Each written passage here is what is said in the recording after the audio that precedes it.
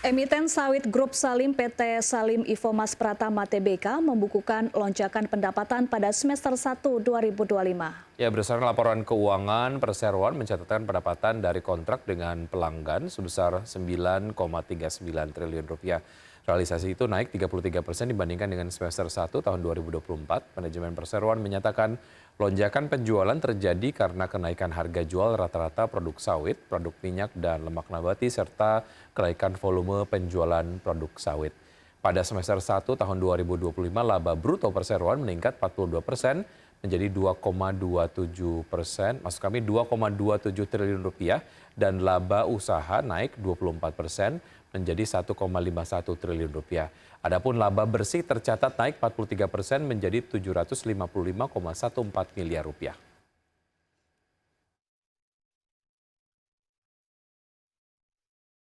Pemirsa, PT Timah Tbk atau TINS mengumumkan laporan keuangan untuk periode yang berakhir 30 Juni 2025. Ya, pada semester 1 2025, TINS membukukan laba bersih sebesar 300,07 miliar rupiah atau turun 30,93% secara tahunan dibandingkan periode yang sama tahun sebelumnya. PT Timah Tbk atau TINS mengumumkan laporan keuangan untuk periode yang berakhir 30 Juni 2025. TINS melaporkan harga timah pada semester 1 2025 menunjukkan tren stabilisasi setelah mengalami gejolak hebat pada awal 2025. Harga timah London Metal Exchange masih didukung oleh stok yang ketat dan pasokan terbatas karena tambang Manmau di Myanmar masih offline hingga Agustus 2025 dan smelter Pulau Indah di Malaysia belum beroperasi penuh. Selain itu, ekspor timah Indonesia memperlihatkan pemulihan signifikan, yakni naik 177% dalam 6 bulan pertama tahun ini dibandingkan periode yang sama tahun lalu. Secara umum, permintaan global terhadap logam timah, khususnya dari industri elektronik seperti tin solder dan tin chemical tetap tinggi. Hal ini didorong oleh kebutuhan dari pasar Jepang dan China. TINS membukukan pendapatan sebesar 4,22 triliun rupiah pada semester 1 2025 atau turun 19% secara tahunan dibandingkan realisasi semester 1 2024 sebesar 5,21 triliun rupiah seiring dengan penurunan volume penjualan logam timah. Beban pokok pendapatan TINS juga berkurang 15,6% secara tahunan dari 4 triliun rupiah pada semester 1 2024 menjadi 3,37 triliun rupiah pada semester 1 2025. TINS meraih laba usaha sebesar 380 miliar rupiah pada semester 1 2025, lebih rendah dari capaian semester 1 2024 sebesar 687 miliar rupiah.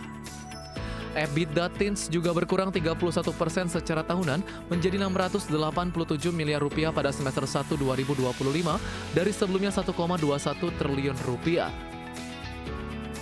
Pada semester 1 2025, TINS membukukan laba bersih sebesar 300,07 miliar rupiah atau turun 30,93% secara tahunan dibandingkan periode yang sama tahun sebelumnya.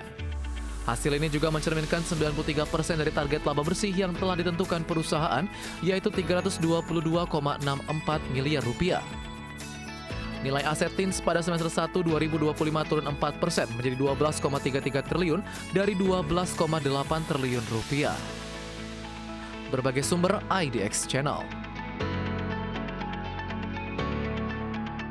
Ya, PT Sariguna Prima Tirta Tbk atau Cleo, produsen air minum dalam kemasan atau AMDK merek Cleo, membukukan kinerja positif sepanjang kuartal 2 2025 meski industri sedang mengalami perlambatan. Ya, berdasarkan laporan keuangan per 30 Juni 2025, Cleo mencatatkan penjualan sebesar 1,37 triliun rupiah, tumbuh 5,4% secara tahunan dibandingkan dengan 1,3 triliun rupiah pada periode yang sama tahun lalu. PT Sariguna Prima Tirta Tbk atau Cleo, produsen air minum dalam kemasan atau AMDK merek Cleo, membukukan kinerja positif sepanjang kuartal 2 2025 meski di industri sedang mengalami perlambatan. Berdasarkan laporan keuangan per 30 Juni 2025, Cleo mencatatkan penjualan sebesar 1,37 triliun rupiah, tumbuh 5,4% secara tahunan dibandingkan 1,3 triliun rupiah pada periode yang sama tahun lalu. Namun laba bersih tahun berjalan mengalami penurunan sekitar 8,2% menjadi 206,6 miliar rupiah dari sebelumnya 225 miliar rupiah pada kuartal 2 2024. CEO Cleo, Melissa Patricia mengatakan bahwa capaian tersebut mencerminkan ketahanan bisnis perusahaan di tengah fase normalisasi pertumbuhan industri AMDK. Permintaan terhadap produk air minum berkualitas tetap tinggi. Cleo pun fokus menjaga ketersediaan produk, mempertahankan standar kualitas, serta memperkuat merek di berbagai kanal distribusi.